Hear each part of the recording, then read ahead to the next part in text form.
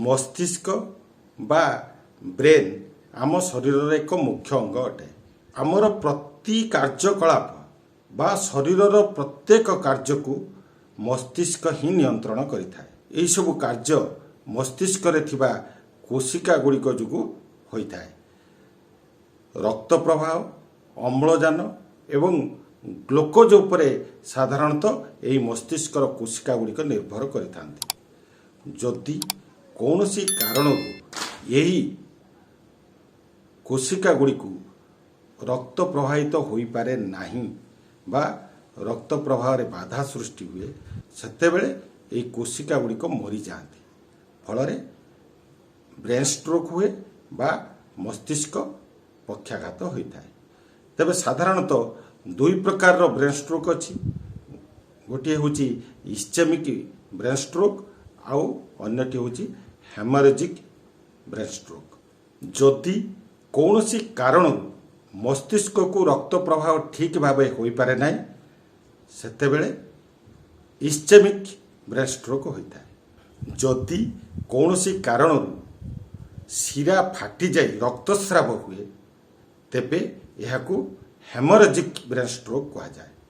Diabetes, उच्च रक्तचाप, high cholesterol, मेदबहुलता एवं अतिरिक्त मानसिक चाप ब्रेन स्ट्रोक रो मुख्य कारण।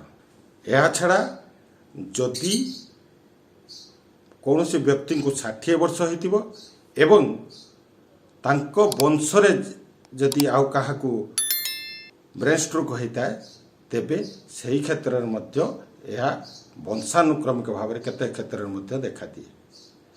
ब्रेन स्ट्रोक साधारणतः महिला मानक ठारू पुरुषों क्षेत्र में अधिक देखा दी था।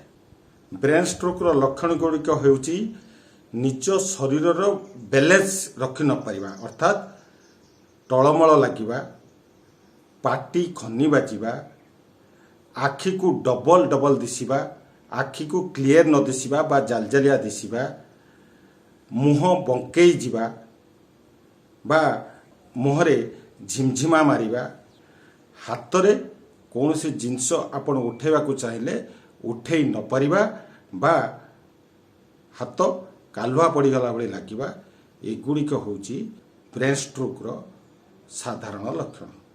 एमिति जदि किछि लक्षण आपण देखुचंती तेबे यहाकू विलंब न करी चिकित्सकंकर परामर्श नबा उचित। आपण मानकू एठारे कहि रखुची ब्रेन स्ट्रोक हबार 4 घंटा अत्यंत गुरुत्वपूर्ण, अर्थात 4 घंटा भितर यदि चिकित्सा करा जाए ताहले रोगी शीघ्र आरोग्य हो जाती। तेणु ब्रेन स्ट्रोक रो परवर्ती 4 घंटा को गोल्डन विंडो पीरियड बोली कहा जाए। तेणु ब्रेन स्ट्रोक हवा क्षणी जेते शीघ्र चिकित्सा आरंभ करा जिवो सेते शीघ्र रोगी आरोग्य हो पारती।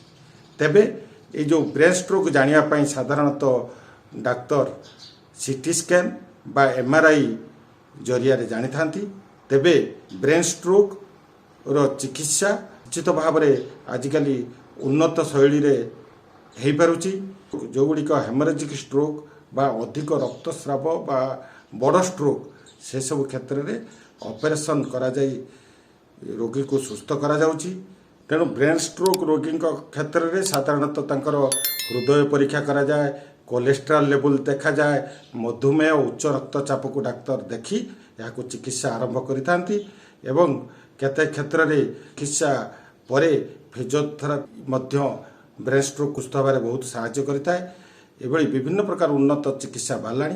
तेबे ब्रेन स्ट्रोक हवा क्षणी आपण कौनसी मते याकू अवहेला करबा दरकार नहीं, अर्थात यथा शीघ्र आपण डाक्तरखाना रे पहुँचवा दरकार। तेबे केतोटी कथा को आमे जदि गुरुत्व दबा ब्रेन स्ट्रोक भली गोटे बड़ विपद को आमे एड़े दे जाई परिबा। जेमिति कि प्रथम कथा जदि आपण को ब्रेन स्ट्रोक होईची तेबे ब्रेन स्ट्रोक हवा परठारु बंची थिबा जाए आपण को नियमित औषध खाइबा को पड़िबो।